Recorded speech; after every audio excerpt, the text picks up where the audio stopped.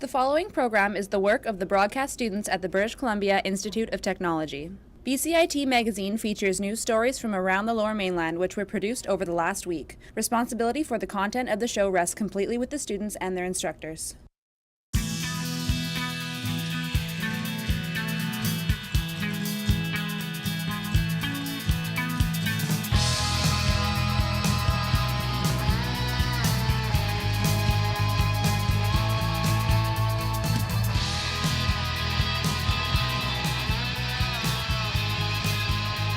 Today on BCIT Magazine.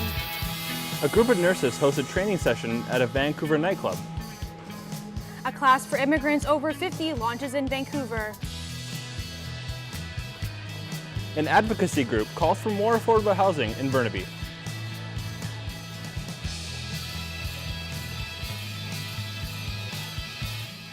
Hello and welcome to BCIT Magazine. I'm Nathan Hutton. And I'm Chloe Taylor. A group of nurses are looking at a new way to tackle drug overdoses in Vancouver's nightclub scene. Lido House tells us how these medical professionals are teaching industry workers and recreational drug users how to identify and treat the issue. Very careful. Another way to open it, and sometimes... Nurse by day, DJ by night, Orla Adams is sharing her knowledge of opioid overdoses with those involved in the Vancouver club scene at this event held at Fortune Sound Club. Many in attendance work at local nightclubs and are worried about encountering people overdosing. Adams and 3 other nurses are volunteering their time to give the people the tools they need to potentially save lives. You know, there's kind of a culture around drug use and taking care of each other in the downtown east side that's specific to the drug community, the drug using community. It's more hush-hush in nightclubs. It's not talked about. We need to reach those people and we need to say, let someone know. Participants learn how to give Narcan injections step by step. So there's no more needle. You're safe, right? Next, participants learn to break open Narcan canisters, draw the medication, and inject a syringe into oranges that mimic their patient. I'm a person who likes to go to a lot of different kinds of events, and I wanted to be able to do something in case, somebody needs help, and I wanted to be prepared to help in any way. The nurses also provide a short seminar on how to identify an opioid overdose. If you suspect that someone has overdose, treat them like that. Adams encourages participants to call 911 and take action. Be easy on yourself, okay? You're doing the best you can with what you have. While this event was organized by the nurses as a one-time training session, Adams says they are considering doing more. Lido House, Vancouver, BCIT Magazine. A new program has been launched to help immigrant seniors learn English and get connected with their communities. Nicole Chenard has more on how this program is affecting their lives.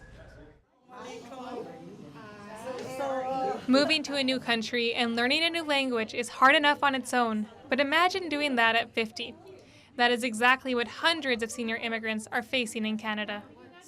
Little bit English. Yeah, I have this problem is mine is not good. Talking English is very good. Small. In the last year, thousands of Syrian refugees found their new homes in BC, but now many of them are struggling with social isolation. That is why 2 community outreach programs have joined forces to create a new class specifically designed for senior immigrants. And by immigrant seniors, we have kept the definition quite broad. So these could be people who are new to this country or have been in Canada for a little while already, yet are still interested in learning, exchanging, and getting to know new friends. Participants not only get the opportunity to learn English, but they also get to socialize with other seniors in their community. Here's my daughter sponsorship me. Over 20 seniors meet each week at the Vancouver location. This program runs for 6 weeks, but organizers are hoping the group will continue to meet even after the program ends. Nicole Chenard in Vancouver for BCIT Magazine. We are live with our reporter Nicole Chenard. Nicole, can you tell us who can join this program? Is over the age of 50. A lot of them are retired when they come over, so they don't have the same opportunity to go out and meet new people. So this class not only teaches English, but also helps them make new friends. Does this program only teach English, or are there other services offered? While teaching English is their main goal, members of the class also get to volunteer, attend social events, and really break down the language and social isolation barriers that they face. Back to you. Thanks, Nicole. Vancouver is moving to restrict short-term rentals through websites like Airbnb. Mayor Gregor Robertson explains with the current housing and rental crisis, it is important the city takes action, officials say. Vacation rental sites have contributed to a dangerously low vacancy rate. With winter approaching, a local group is fighting to make affordable housing a realistic option for the homeless. My co-anchor Nathan Hutton talked to the group about the limited options for the city's homeless. These tents are a luxury for the homeless population in Vancouver's Oppenheimer Park. They've served as a de facto home for those without a warm bed. The problem, though, isn't just in Vancouver, but all over the Lower Mainland.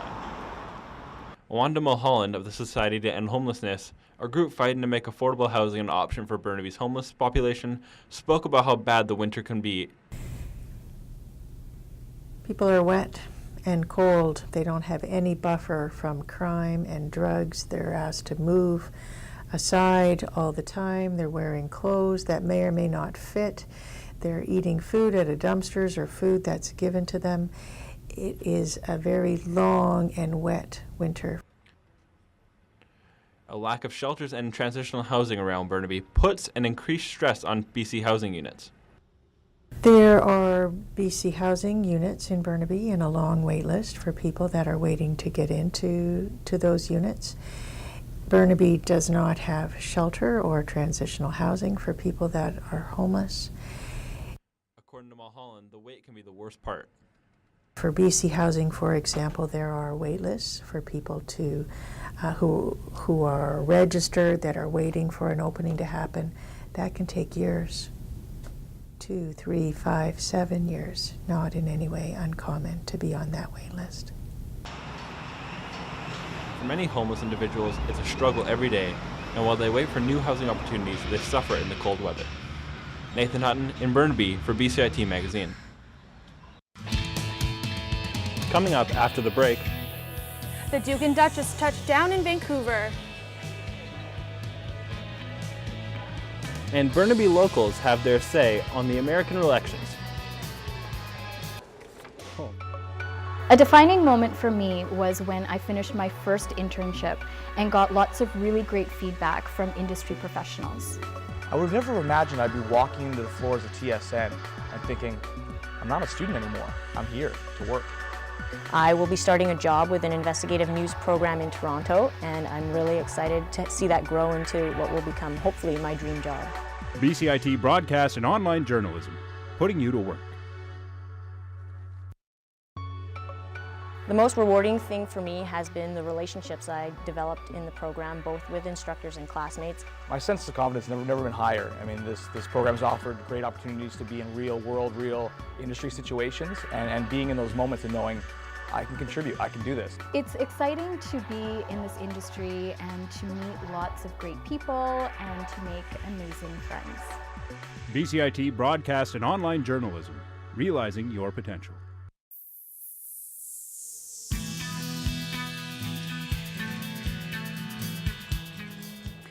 The Duke and Duchess of Cambridge visited Vancouver this past weekend. Crowds gathered to greet them with enthusiasm at the Jack Poole Plaza. Our reporter Tamara Ramani captured their arrival. Vancouverites peered over for their first glimpse of the Duke and Duchess of Cambridge. The royal duo are marking their first visit in Vancouver as a couple, and attendees were ready to be star-stricken. So it's just really cool to take part of this historical event. We may never see this again. I may never see this again. And I guess it's part of our heritage, so take part in it. We welcome them, and I don't know, it's just an exciting time. I love Kate, love Kate. And I love Will too. We're just looking forward to getting a glimpse of all the royalty and what they're wearing, and it's just really exciting to be here. And some attended just to keep up with Kate's fashion. She's wearing an Alexander McQueen bespoke dress from the 2017 spring collection, as well as Gianvito Rossi red shoes and an Alexander McQueen clutch. And she wore it well. With William at her side and Mayor Gregor Robertson just behind, the Royals will be in Vancouver for one day and end off their BC visit on Saturday in Victoria. Tamar Rahmani in Vancouver for BCIT Magazine. The U.S. presidential debates began this week. Nicole Chu has the story about a Burnaby couple bringing a taste of the American election to their front lawn. On this quiet Burnaby street, neighbors stopped to cast their vote for Hillary Clinton or Donald Trump. American-born Jennifer April and her Canadian husband Michael Matich have set up a mock voting station in their front lawn. Even though the ballots don't actually count, the couple encourages neighbors and locals to cast their vote as a civic duty. I think, they're our big brother next door. And, a lot of what happens in America affects Canada. So it's important to listen to the politicians to see what they have to say. The left side of the lawn is Clinton's territory, while the right belongs to Trump. The feedback from the community has been all positive. We've had people driving in from Vancouver that are proud to come and vote. And I don't think anybody has ever done anything like this in the past. So for us, it's kind of important to see that people are interested and are becoming interactive with it. Guess what, folks? I'm going to give you my vote. Now I think who should be elected. Give it up. Clinton! Yeah! Yes! Clinton! This is my Hillary Clinton. You know why I'm electing her? Because I can't stand that guy. Look, see this guy here? I can't stand him. This is called woman power. That's it. Yay! Hillary, go! So far, votes for Clinton are more than double Trump's. But the two in charge haven't cast their ballots yet. I'm undecided. April and Matich plan to keep their polling stations up until the real votes are cast on November the 8th. Nicole Chu in Burnaby for BCIT Magazine. Our reporter Nicole Chu now joins us from the field. Nicole, what are the ballots looking like since the first presidential debate earlier this week? As I mentioned earlier, Clinton was leading with almost 100 more votes than Trump. But since the debates began, 50 people actually came and marked X's on Trump's side of the lawn. And Nicole, what does the couple plan to do after the American people have elected their new president? They've told me they plan on taking the flags and the signs down from the losing side. The winner's side will be kept up for a couple of weeks to be adorned. Back to you. Thanks, Nikki. And as things continue to heat up in the U.S. presidential election, our reporter Lido House went to gauge the reaction among BCIT students here in Burnaby. With U.S. elections nearing, we thought we'd take to the halls of BCIT to find out what the students thought of our neighbors to the south. What's your favorite Trump line ever? You're fired. About how Trump isn't paying his federal taxes, and he says that's smart. Hillary Clinton does not have enough stamina. If you were American, who would you vote for? I hate them both, but probably Trump. I'd probably vote for Trump. Hillary, because Donald would make me very mad. Trump. So if you were stuck on an island, who would you want to be stuck with? Her? Hillary Clinton, because, yeah, I don't want to deal with that man. Hillary. How come? Because Trump's just a goof. Probably build walls and stuff. Just me and Trump together forever. Well, there you have it. If it was up to BCIT students, Trump would be the next commander-in-chief of the United States. Lido House in Burnaby, BCIT Magazine. The woman who ran BC's largest Ponzi scheme has been sentenced to 6 years in prison. Rashida Samji was found guilty on 14 counts of fraud relating to 284 investors and companies. Samji has been ordered to pay back $10 million to the victims. Orange Shirt Day recognized the struggles Indigenous children faced while in residential schools. My co-anchor, Coey Taylor, talked to a teacher who's committed to educating the youth of today about the past. School is out for the day, but Lucia Souza is still hard at work preparing for tomorrow's class. The social studies teacher at Centennial Secondary School educates grade 12 students on the history of Indigenous reconciliation in British Columbia. What many students have been able to tell me is that they kind of get a little bit of it. Like, it must have been really awful really horrible, and they feel bad for them. This year, Sousa is hosting an annual Orange Shirt Day event, a day to remember the horrors of residential school. Orange Shirt Day, I believe this is the 3rd annual event in Canada, and it started with it's Phyllis's story. She knew she was going to be going to school, and she didn't often get to buy new clothing, and so she had found an orange shirt, and she was excited to wear it, and she was not allowed to wear it. Phyllis's story also resonates with Don Marks, who has a personal connection to the past. Well, for myself, being a First Nations person, the day is really to recognize those ones that went to residential school, the survivors and the non-survivors, and also to acknowledge that, they were children. As a part of this reconciliation, SD43's Aboriginal Education Department has created a new avenue for Indigenous voices to be heard. To make sure that we were following the recommendations of the Truth and Reconciliation report. And one of those recommendations is to promote a positive image, a real image of Aboriginal peoples, to break free from the stereotypes. So I thought the best way to do it, the best way to underline the success stories, both in our school district and out, was to start a newspaper.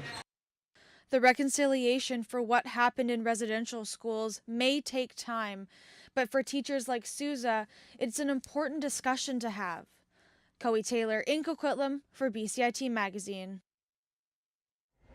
The BC Law Enforcement Memorial honors officers who have lost their lives in the line of duty. Constable Sarah Beckett of the RCMP was recently added to the honor roll this year. Our reporter Paulina Wu attended the service. The atmosphere is somber here in Stanley Park. Law enforcement officers from all over the Lower Mainland have gathered to pay their respects for those who died while serving the community. This year, another name was added to the list of fallen officers. Constable Sarah Beckett, Royal Canadian Mounted Police. Constable Sarah Beckett was killed while on duty in Langford in April after a pickup truck collided into her police cruiser. Beckett was the only BC officer killed while on the job in 2016. And I can tell you that Sarah exemplified the very best in what our policing community offers. Sarah was a vibrant, intelligent, and skilled individual who chose to devote her professional life to effecting positive change in the communities she served. The BC Law Enforcement Memorial now has 220 names in their honor roll. The archive contains names that date back to 1859. As he concluded the ceremony, Chaplain Jim Turner told those attending the service that by this time next year, he hopes for one thing. It is my prayer that by this time next year, we will have no more names to add to the roll, not only in the province of British Columbia, but across this great country of Canada, of any of those who serve to maintain the right in this country. Let us pray. The Langford man charged in connection with Beckett's death will appear in court in late October. Paulina Wu in Vancouver for BCIT Magazine. Up next on BCIT Magazine, BC tech companies compete to be at the top. And an MMA gym owner isn't intimidated by the new UFC gym in town.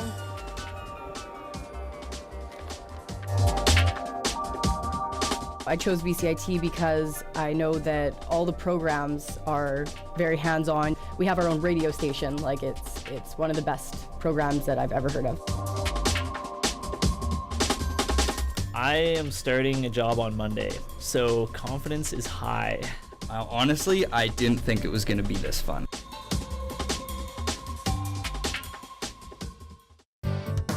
Standby graphics, ready, camera one. If you want to experience the fast-paced world of news, Today on BCIT Magazine, striking, make magic on a movie set, frame, and action,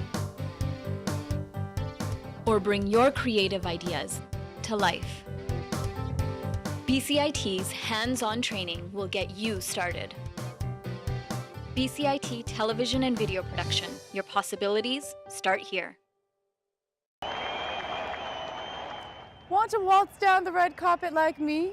Why not have a smashing good time at this year's Vancouver International Film Festival? It's coming this fortnight, so get your tickets at viff.org. Do you want to eat like royalty? Canada's finest chefs will be on hand at the 14th annual Eat Vancouver Food and Cooking Festival from October 4th to 7th. This is the over 19 event, so please leave the little ones at home.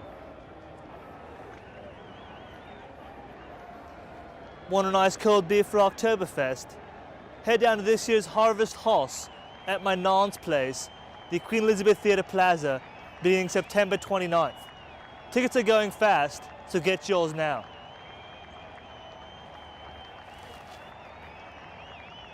Looking for a night of fright?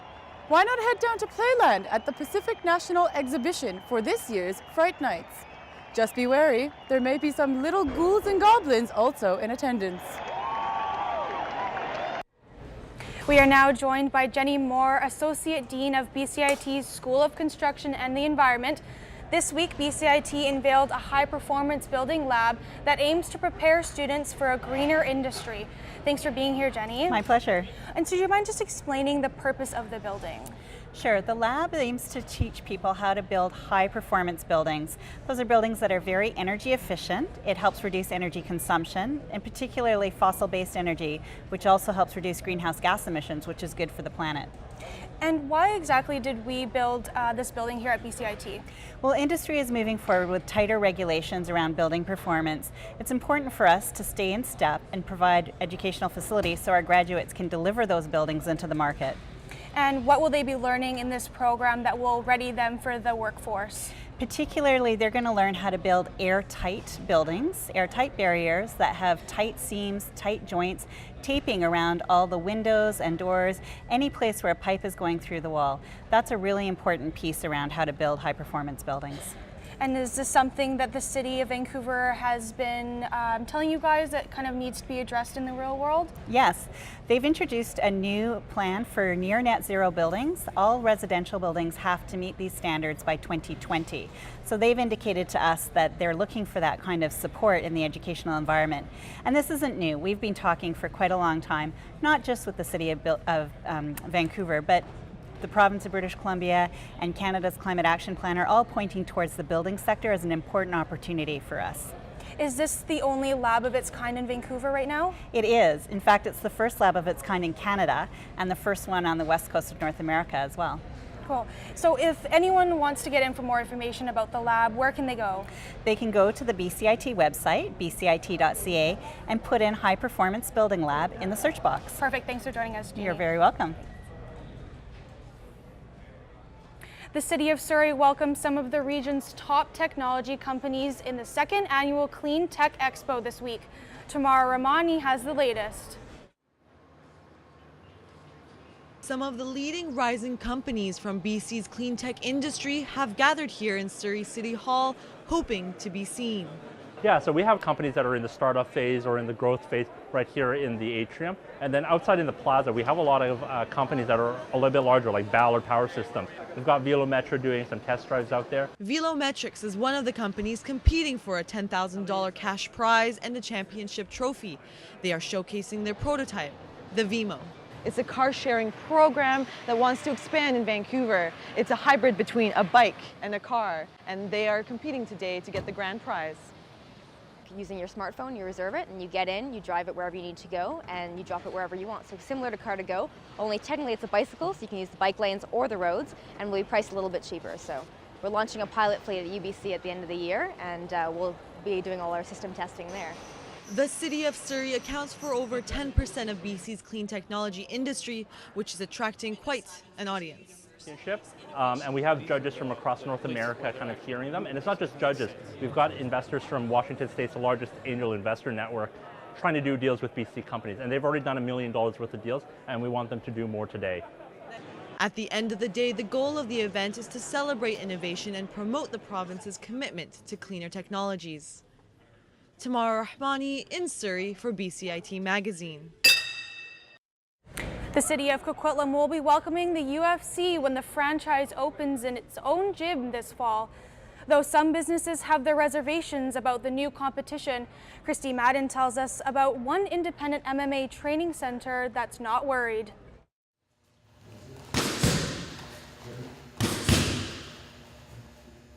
Don Whitefield has been teaching mixed martial arts for 12 years. What really propelled me was that when I was training in other gyms, I saw a lot of gyms that are very hardcore. People get injured, there's a lot of ego around, and it doesn't reconcile in my mind with being a martial artist. It's supposed to be selfless and respectful. So when I founded West Coast Martial Arts, it was very important for me to make sure there's a safe environment where everybody can learn realistic martial arts, but in a safe, fun way where they don't have to worry getting hurt by their partner. He runs his school teaching the sport, but he won't teach everybody. So we're known that we screen all our members carefully. So we're keeping all the drug dealers, the gangsters, and steroid users out. It's right on our website. Everybody knows they have to go through a screening process, and if they fail, they can go to all the other gyms. Don has seen the different side to UFC that isn't seen by fans. They may be fighters, but if you look at their behavior, struggling with cocaine addiction, the female star tried to think about suicide when she lost the fight, and all these guys got caught with steroids. So they may be fighters, but none of them are martial artists. Right beside Steve Nash now is a new gym, but has a different philosophy. We're not training fighters. We're training average people that wanted to get into better shape. And so with us, we're very careful to make sure everybody understands we're all-inclusive environment. For independent gyms, they are not intimidated by the new expansion of UFC Gym. The UFC gym going to be the same way. You know, they kind of don't have a screening policy. If you pay them, you're going to be able to train there. This is something that's concern of the students that go there. I'm Christy Madden in Coquitlam for BCIT Magazine. If you have any questions regarding the show, you can contact us at bcit-broadcast.com or bcitbroadcastnews.ca. I'm Nathan Hutton. And I'm Chloe Taylor. Thanks for joining us for this week's episode of BCIT Magazine. We now head back to the BC Law Enforcement Memorial in Vancouver.